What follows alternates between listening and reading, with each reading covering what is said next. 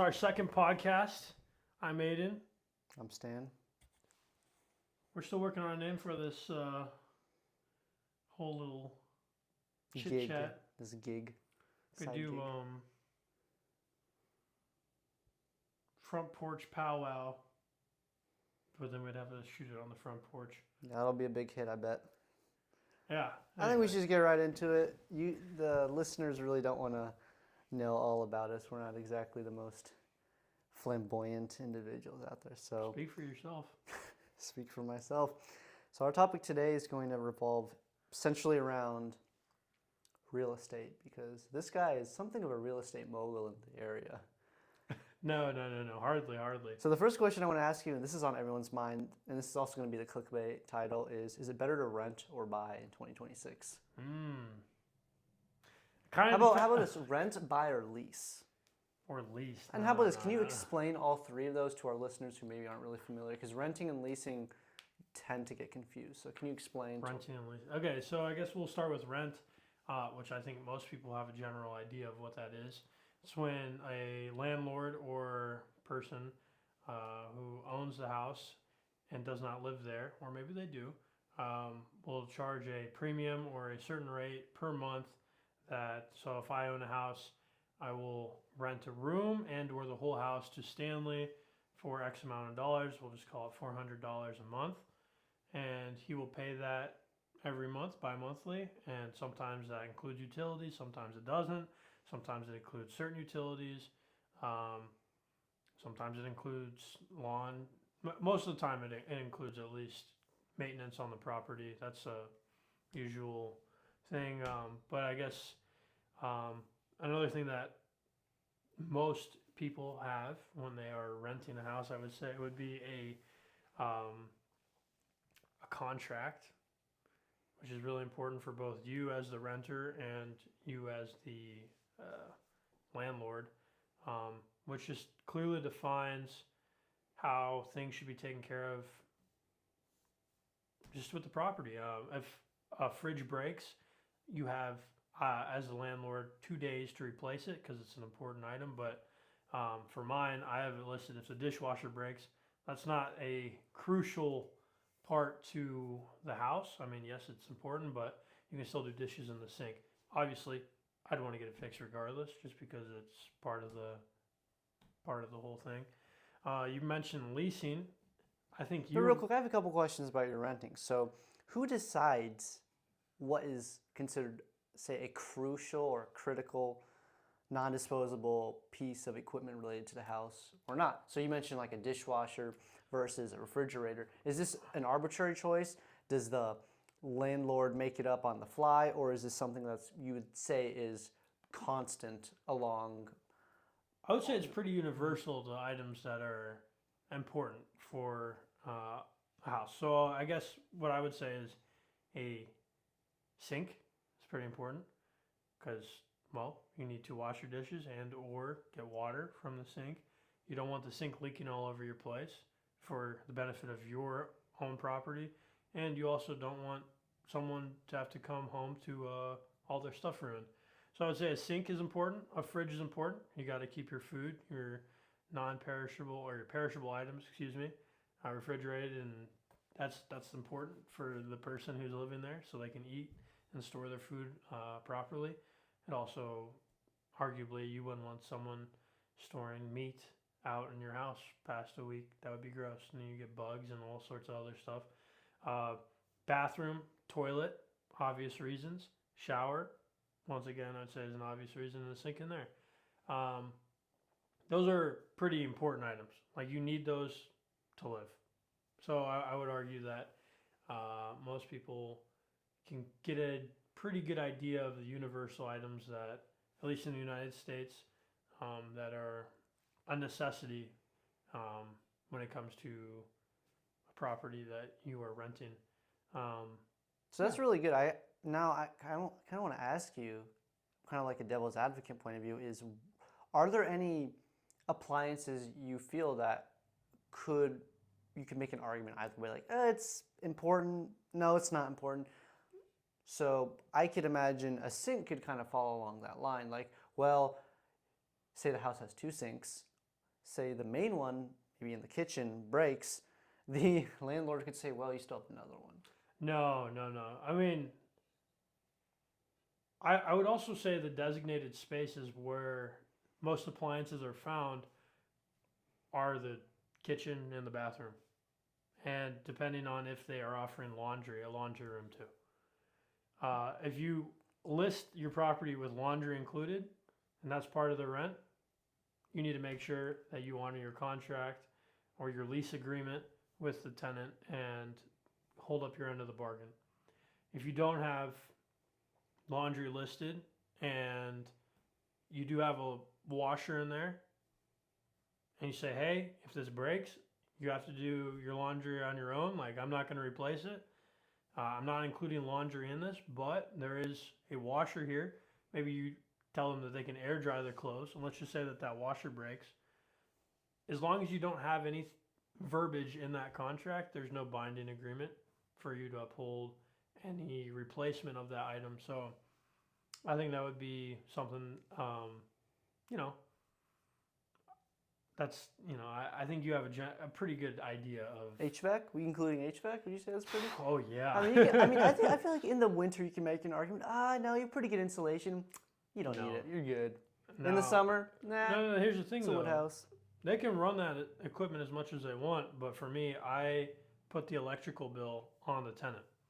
Fair enough. I'm not going to pay the electric bill. I pay for water, at least here in Macomb, because it's almost a flat rate every month, and it also, I don't have to change the name, the primary name of the water services. I don't have to put that in their name, and then if they move out, then I got to put it back in my name. It's just something that the water's very easily accessible. I pay for this house, and I also have a second coach house, which is attached to the property, same parcel of land, and I pay for my tenant over there, his water, but he pays for electric, he pays for his own Wi-Fi. If I have roommates, which I've done in the past, I just split everything.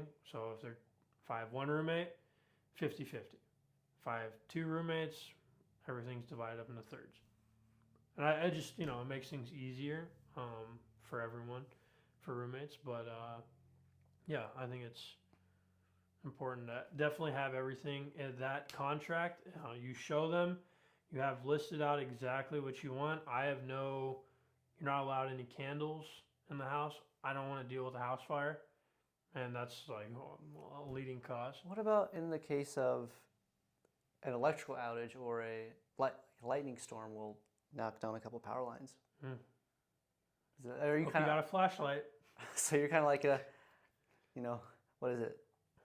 Pick it up, Buttercup. What is it? Toughen up, Buttercup. Yeah, you don't need candles. He's back in the dark ages. No, I mean, I feel like, you know what? If the power goes out, you'll be fine for most of the times. In our case here, I feel like we get our power situation fixed in about, I don't know, 5 to 10 hours.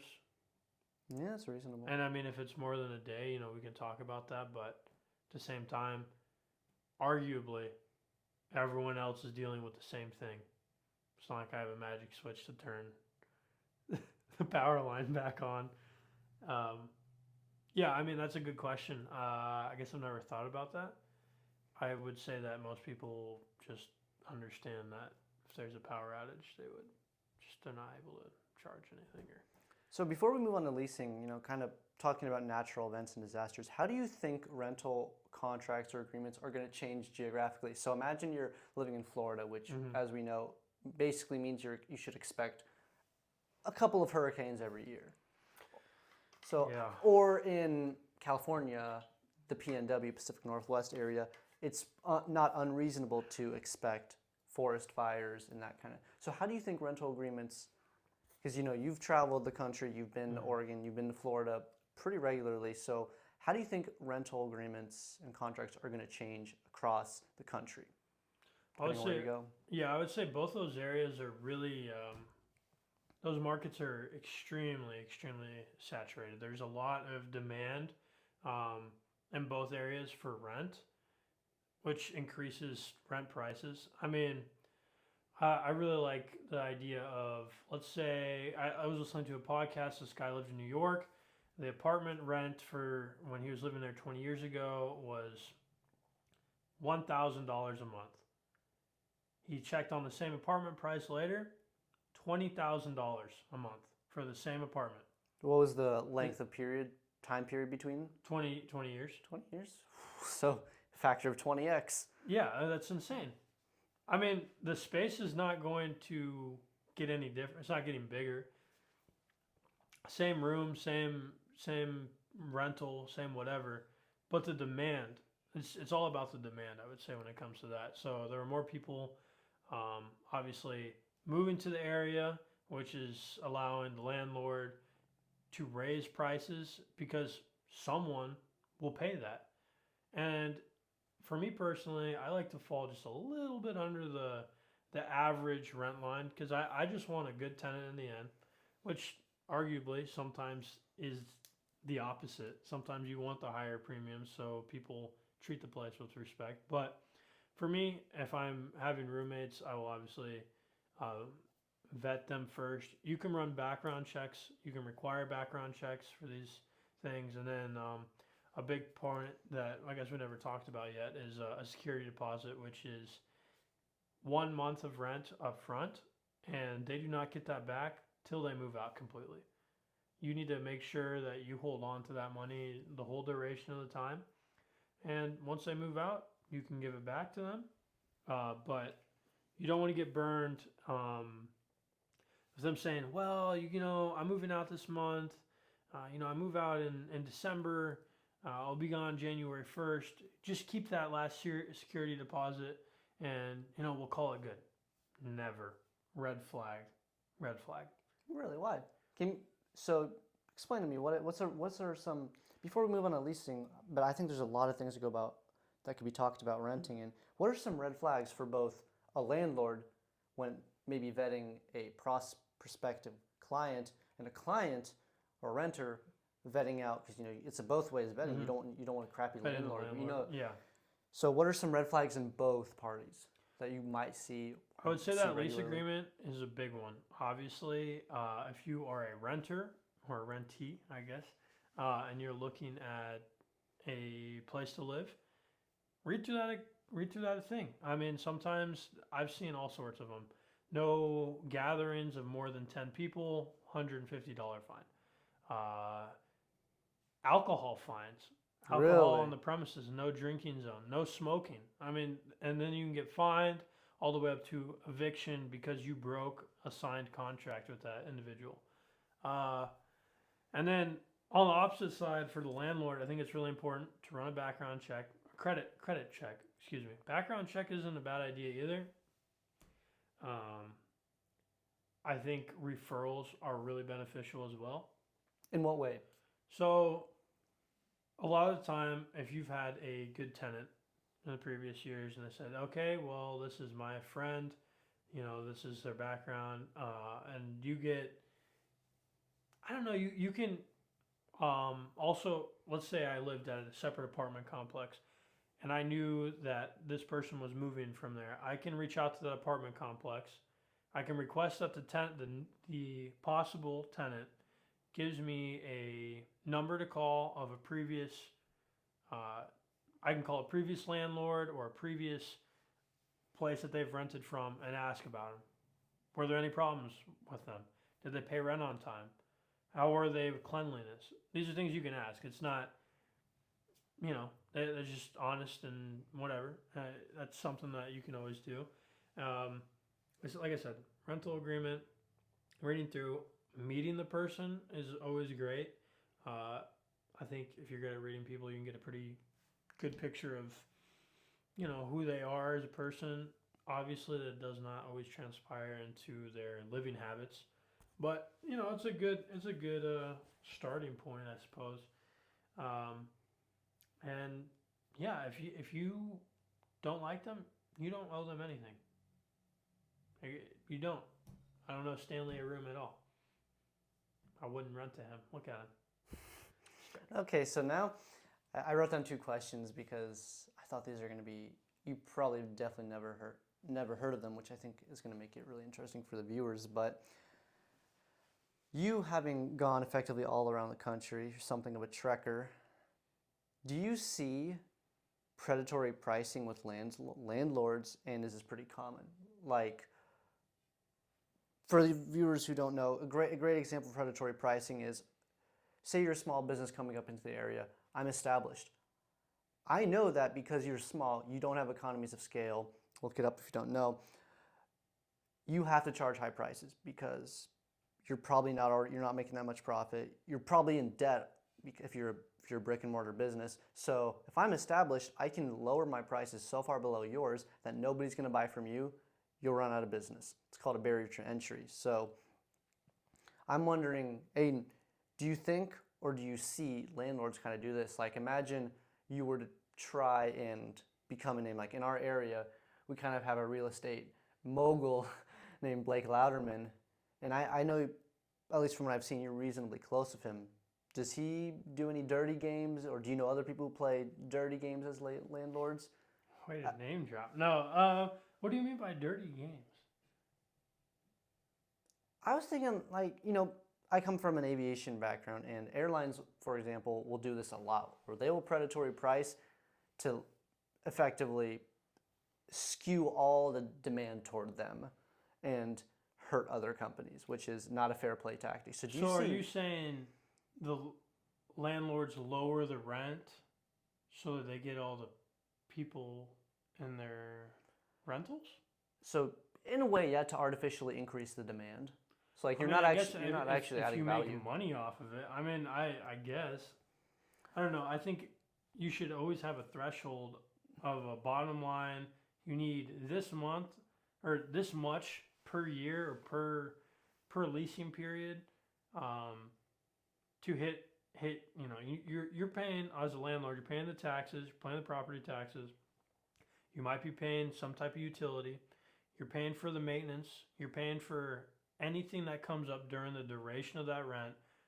Replacing a fridge, that's easy. $600 to $1,000, $600 to $1,000 of replacement costs there. Granted, after you do that, there's hopefully a warranty and that appliance has longer longevity. And then there's also making sure that the space that if you are fortunate enough to pay off the house in full, that's fantastic, but you're also paying for a mortgage. And those things add up pretty quick. And you need to make sure that you have an idea of your bottom line. You need this much money to stay afloat per month and or per year.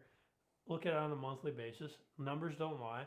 If your mortgage is $600, your insurance is oh my goodness. Your insurance is like another I don't know. Oh, well, you need house insurance, and then your property taxes. So I guess those things can add up really quick. We'll just run a baseline of like, I don't know. Where I was kind of going at is, imagine you have, especially smaller towns or maybe like a college campus, you have more houses, or like we're kind of having I would say like an inverse housing crisis where there's more houses than people. There are more houses than people. So how would you want, as a landlord or as a business owner, to leverage that to your advantage? Because there are more houses. Not everybody is going to be able to find a renter. Mm-hmm. So how can you, maybe if you're a newer guy, not as experienced as the moguls out there, how can you leverage that to your advantage if there's clearly a lopsided distribution? I mean, this always comes down to the area too. I mean, we're in an unfortunate rental area right now. Everything around us is for sale and it's going below market value. I mean, we're talking like 1,500 to 2,500 square feet houses that are, the 25, like the top dollar for like 2,500 to 3,000 square feet. We're looking at 250,000 to 300,000 is the top. I mean, this house and any other market, easily $1 million, easily. So, I mean, I think you need to look at it from a lens of, well, where do you see this location in the next 5 years? Where do you see in the next 10 years? Can you look into, will it still be around in 20 years? For me, we have a university here. I'm pretty confident that it will pan out in the next 5, 10, 15 years, that we'll start seeing a flip on that. We'll start seeing more students coming back to the area. And then in the meantime, we have so much infrastructure in the town. Being a small town, there's businesses, there's giant farms around us, big farming community. There's still business being done. There's still people here. There's still people who are living here, and it's really important that I notice that and I understand that this is something that will still be around. So I think for someone who might be looking to get into this market, it might be a great idea to now look at a house that is under market value. Think, okay, how much is the mortgage going to be? How much is the property tax? How much is insurance going to be? How much is it going to cost me? If I buy a house for $40,000 and I hold it for 10 years and it's gone up $60,000, I mean, that's insane. It's just, that's a lot of money. Then you can take out a HELOC loan. You can leverage your house. You can pull your equity out of your house, which a lot of people right now in the United States, I feel like, are at a point where they've been paying these. If we look at a sorry, I'm going to just go off on a tangent real quick. If we look at the 2008 crisis, all right, financial crisis, if you don't know what that is, really look it up. Really important historical moment. These people's houses, everyone is putting them back on the market. I think the amount, I think it was something like, there was 4 million listed houses in 2008. Just everyone was selling. They were really nervous, didn't know what to do. But those that held on to those things, let's say your house was $100,000, and they've held on to it till 2020, which 2020 to 2023, $100,000 of equity was added to a lot of markets for those houses.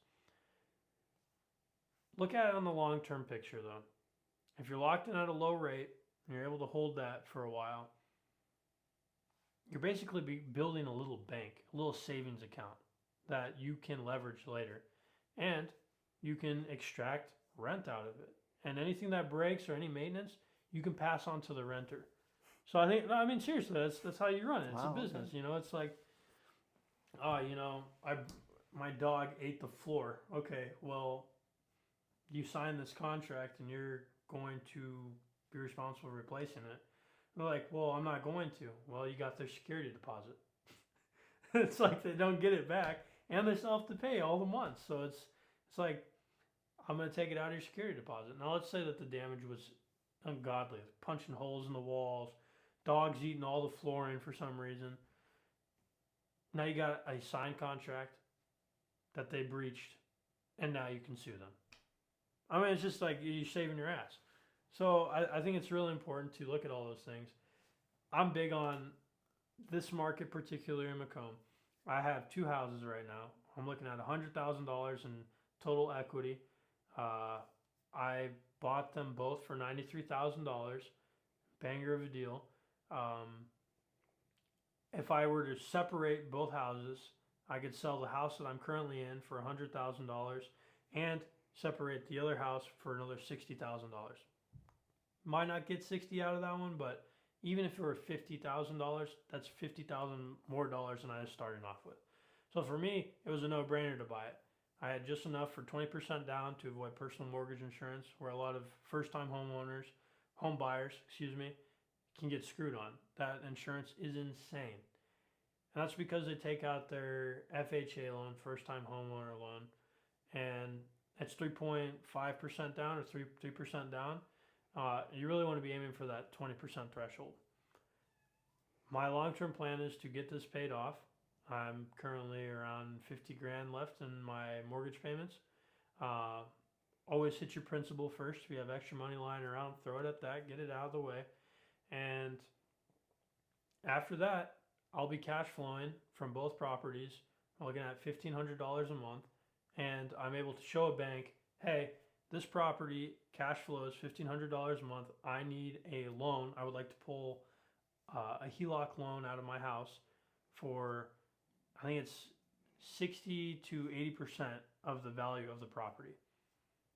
So I could essentially pull out almost 70 to 80 grand to go buy whatever I want with. So I'm going to do that, buy another house in a better area, Do the process. and just It's keep, like an yeah, infinite a big regress. flip. And Mhm. it's just it's that's it. That's it. I am 22. I bought this house when I was 18. I'm like, if I can do it, you can do it. Like literally, it's insane to me. Um, and sure, it comes with its ups and downs. You'll learn a lot with having people in your house. You'll learn a lot living with people.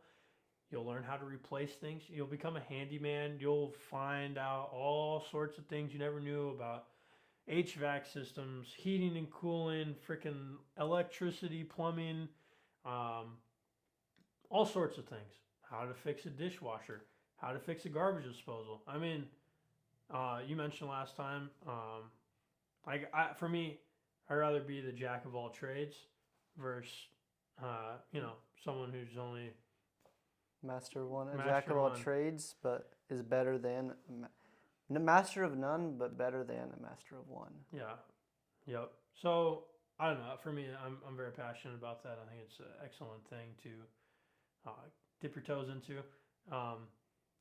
And the other thing that you got to look at is the whole country. All right, whatever country you're living in. For us, it's the United States. But is it going to go down? Like, do you think that the whole entire country is going to sink lower? The thing is, the housing market, the average cost of a house right now across the United States is $400,000. That's extremely difficult. It's almost $500,000. So start somewhere affordable. I mean, the deals are out there. You got to find them. And people are always like, "How do you find the deals?" Grind Zillow, scroll through it, get in touch with a realtor. Use AI. You can use AI. I mean, whatever it may be. I mean, another thing is we're entering into a very interesting time where we're losing an older generation. I'll just put it that way. They're on their way out, and That's a good way of putting it. someone's gonna need to take over that house, buy that house, maintain that property. Maybe you know someone already who is just not wanting to have that hassle of taking care of all of it. Maybe you can find someone who's ready to let go of a property. And the power of ask, I mean, shoot, are you thinking about selling this house in the next, year or 5 years? Are you interested in that? I would be interested in buying it. Or maybe we could work something out. There's all sorts of just, you don't know what you don't know. So it's always great to ask, and it's always great to just explore those options and take a look at the area. See, is there new construction? Are they building new restaurants? Are they building shopping centers? Are they building attractions for people? How many people have moved to the area in the past 5 years? Is it up? Is it down?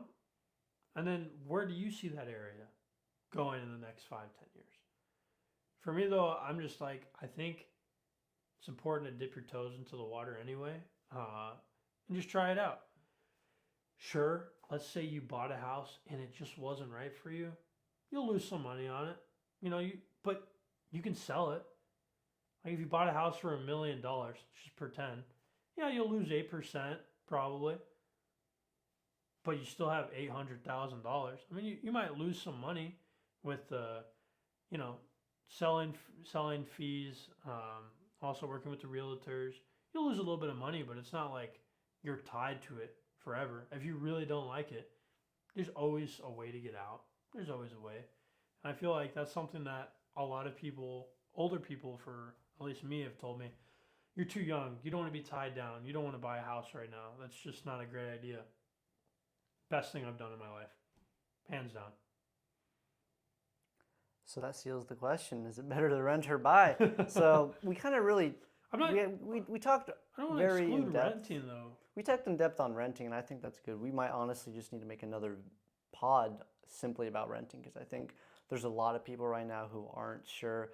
Well, I don't really have enough money to tie myself down. I mean, they think they're tying themselves down, Yeah. but they're really not. So, what are some, real quick, we're kind of wrapping up here. What are some pros and cons of each? I know that's kind of it's like, oh, you're asking me to, it's so multifaceted, you can't really say there's like a couple things, but like, what are some key pros and cons of renting and buying that you've come across? Because Yeah. you've rented to somebody, so you can kind of see almost like passenger seat side. I have both. rented before too. And you've rented, there you go. So you've been in both positions. So now, really, for the viewers, tell them what are some pros and cons of each. If they're maybe vacillating between the two, and they're like, I don't really know. I'm 20. I'm in my 20s. I want to have a family, but my friends are like, yeah, don't buy a house. Like, you're just gonna get screwed over. Or they might have another cohort like, dude, I've been renting. I'm in my 50s. It's awesome. Never have to worry about a broken sink. So I mean, yeah, from the renting standpoint, you'll never have to fix an appliance. You'll never have to worry about any of that because it's included in your contract and your rent. I will also say you are paying someone else. I mean, that money is going to someone else. It's not going to your, not your loan. It's not going to your principal payment. It's not going to your mortgage. You're paying someone else's mortgage. And that's fine. There's nothing wrong with that. But I would entertain the idea of you are probably paying someone else's mortgage and or construction loan. So there's some things to think about there. I mean, I'm not saying renting is bad for like a little bit of time, but you should definitely think about trying to purchase a place that someone else could rent. You don't have to be there, but maybe that they could help pay for your mortgage. I think that would be really important too. I mean, I don't have a calculator with me, but if we just look at it from, let's assume, and I know this is just way out there, that you pay annually $100,000 for rent. What would that be a month? just under 8. $8,000. I'm sure that. I mean, that seems like I'm Just sure there over are a little areas bit, that are 10 years. How much money is that? I think it's actually a little over 8 to be, right? No, a little under. Anyway, it's all good. But in 10 years, 96. So 10 years, yeah, you want me to do the calculation if I'm paying yeah, 8.5 or so yeah. for 10 years. hmm So Just how much money is that? That's a shit ton of money. I don't know. that's a lot of What is money. that? That's almost like $1 million. Yeah, Yeah, it's almost $1 million. 96K times 10. Would you rather that $1 960. million be in some property that you own yourself? That's a good way of I never thought about thinking about it that way. It's kind of like, have you heard of discounting factor? I think this No. really ties into it because I've been looking at a lot of financial terms like IRR, WACC, and this one came up, and I think it ties in perfectly what you're saying. So, discounting factor. Would you rather me give you $100 right now, like I have it in my pocket, or would you rather me give you $200 in a month? Probably 200 in a month. See, Well, actually, I don't. Well, so no, because think about it. is it tax free? No. One person might say, well, if I got $100 now, maybe I could flip it, do a quick day trade, make more than 200.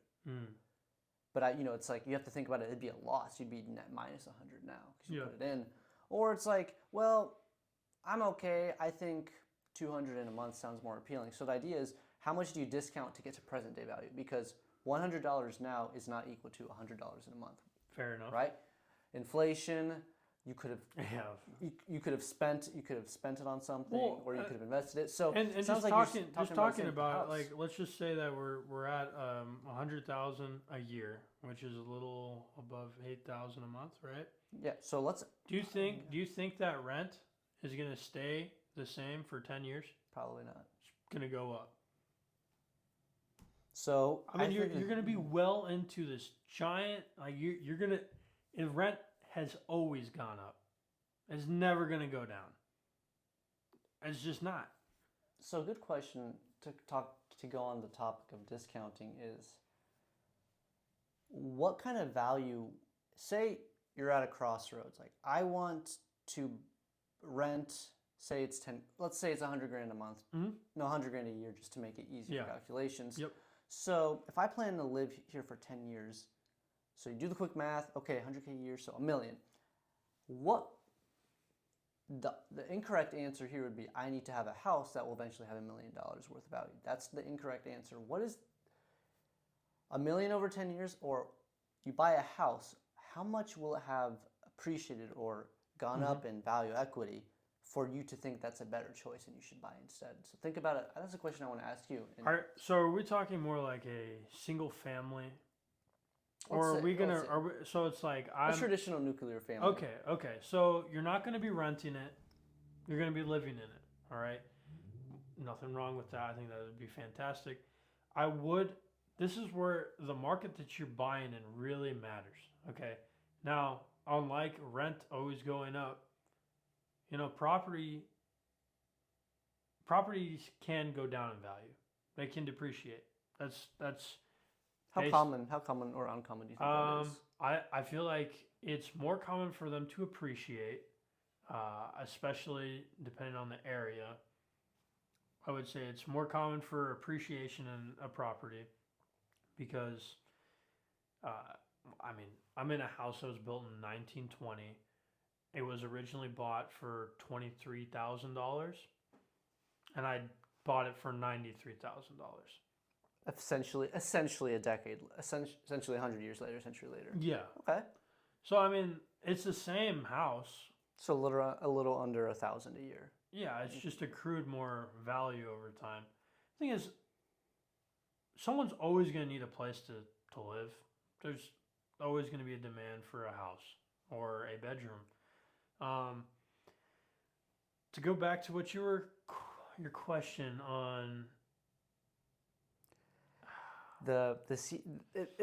it brings up a really good question. So I believe it was the CEO of LinkedIn was asked by, if you know, a person with a really big following. He said, if you had to make $1 billion in 1 year, how would you do it? He says, no, I don't think in years. I think in decades. Should you have that same mentality when approaching houses? Yes. I'm not thinking about where am I going to be at in a year. If I'm going to either rent, buy a house. If you can pay that house off in a year, kudos to you. But the likelihood of that. Should you be thinking in decades? Not because do you think that's something people mess up? They're just thinking short term when it comes to houses. You should be thinking decades. I would think a very long time. A very long time. I am thinking about I'm 22 right now. I don't imagine selling this till I'm entering my 60s. I don't even think I'll be selling it. Now, there's also I think it's a 1041 exchange where you can sell your property and you don't pay taxes on any part of the property, but you have 90 days to buy another property for equal or more value than the property you just sold, and you don't pay taxes. This is a fun thing to think about. It's a big ass snowball. And it just keeps on rolling until you die. You just keep doing it until you die. And you're done. Then who's paying that? Well, hopefully that life insurance starts paying out. It's a different conversation. So we've touched up pretty much everything I wanted to in this podcast, except we got in a rabbit hole on renting for a good reason. Real quick, about 30 seconds. I'll give you 30 seconds. Explain leasing. So we understand that renting is effectively short-term, month-on-month payments. What's leasing? I think you have a pretty interesting look on leasing. Let's say I am the landlord and I'm renting this room to Stanley for $100 a month. Okay. Sign a contract with Stan. Doesn't say anything about subleasing. Are we talking about subleasing or leasing? We'll get into subleasing, but let's just talk about leasing right now. Let's keep it quick. Let's keep it rolling. I'm just giving. There is a fine line of, you can do this with this room, and you give me $100. It's all yours. You can run a business out of here. You can do whatever you want. And would that be for like a year? Yeah, usually for me, a year-long contract is best because you don't have the inconsistency of finding a new tenant halfway through the year. And oftentimes, halfway through the year, here is the dead of winter, where most people usually have a place to stay already. Hopefully. There's also some rules that you can't get rid of a tenant. I think it's November through March because it is a cold time of the year and you could be endangering said person. Fair enough.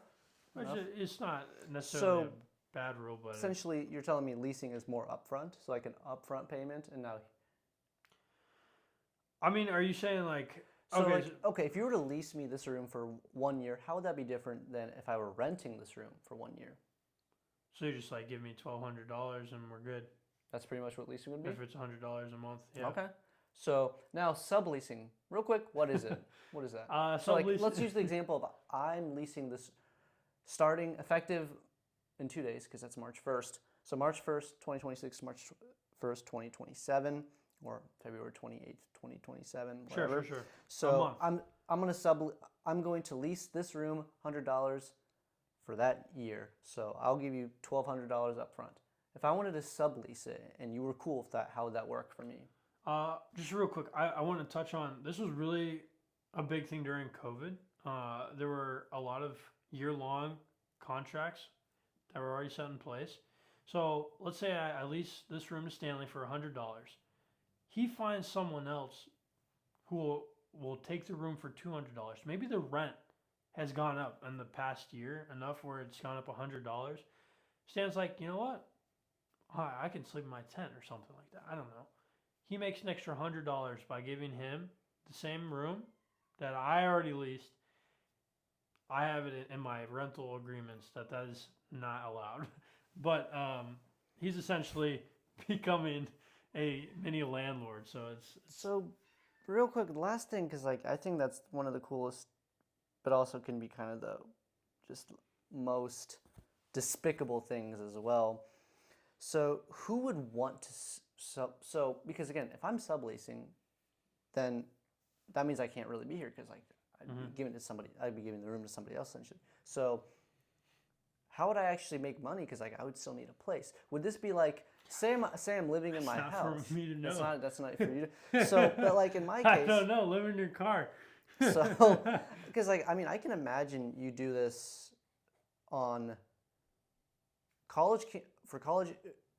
Because college is not year-round unless you decide to take classes 12 months. Kudos or not kudos to you. But do you think this is something people should try doing? So, like, if you're not there for the summer, why not sublease? Like, is that what you're saying? Yeah. And you you can say, hey, you can either, I'll upcharge you a little bit because it's under my name. So if anything bad happens, that's on me, not you. So do you think that would be a good example of when subleasing can actually be really smart but also not despicable? Because it seems like sometimes it can be really just callous to be like, yeah, I'm buying this from you. I'm leasing this place from you because I know you and I know you're going to let me lease. And I'm just going to sublease it so I can make a quick buck. Well, I mean, for me, like I said, I don't have subleasing allowed in my contract. I think you as the person, though, who is leasing the room, so let's say you have a 12-month lease, 12 months out of the year, and you're gone for 3 months during the summer. You're going to Russia. I don't know. Why don't you just have your friend who needs a place to stay, you personally, come live in the place that you're leasing? You're like, hey, here's how much it's going to cost. I pay $500 a month. You can sublease it for $600 a month. They don't need to know how much you're paying, but you're offering them 3 months to stay. That, I feel like, is all right. I think that would be okay. For me personally, as a landlord, not a fan. But so why don't you do it? Why not? I guess the question is maybe. What if they start squatting in your house? What if they run a drug lab in your house? So how about this? So it's kind of like. So here's the landlord, this is your leaser, and there's like the subleaser. As you as the landlord, do you have any say over what that subleaser can or can't do? Or do they still have to adhere to the main rules, like of the initial contract? It depends what the contract is. For me, no subleasing means no subleasing. But like say you did allow that. Would that subleaser... It would be a totally different tailored set of rules. It wouldn't be the same as the initial contract? I mean, it would probably include the whole first contract, but with a extra subleasing parcel of blah blah blah. I wouldn't sublease. Sounds like you're not super. I don't think anyone should do that as a landlord. Don't sublease. As in your allow house. it. Nobody. You should never You should allow not it. allow it. You will have plenty of fun with your current and hopefully only tenant. They're a lot of work. Not even that bad, but shit happens. So would you say real estate's a full-time job unless you have a manager helping you out? I would say it can be a Can full-time be. job. I mean, ideally you buy something that you don't have to fix a lot of. Buy nice versus buy thrice, all right? I like that. I just Cheap buys twice. yeah, why would you want to make yourself have to come back and fix the same goddamn thing twice?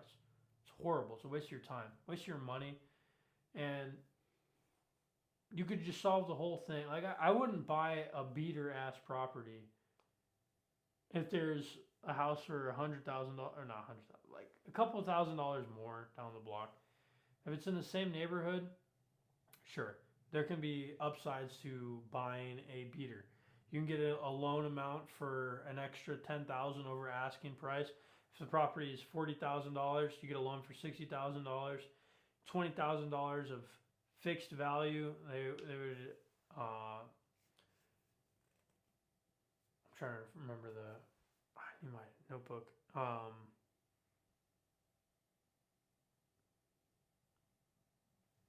The AVC, after renovation cost.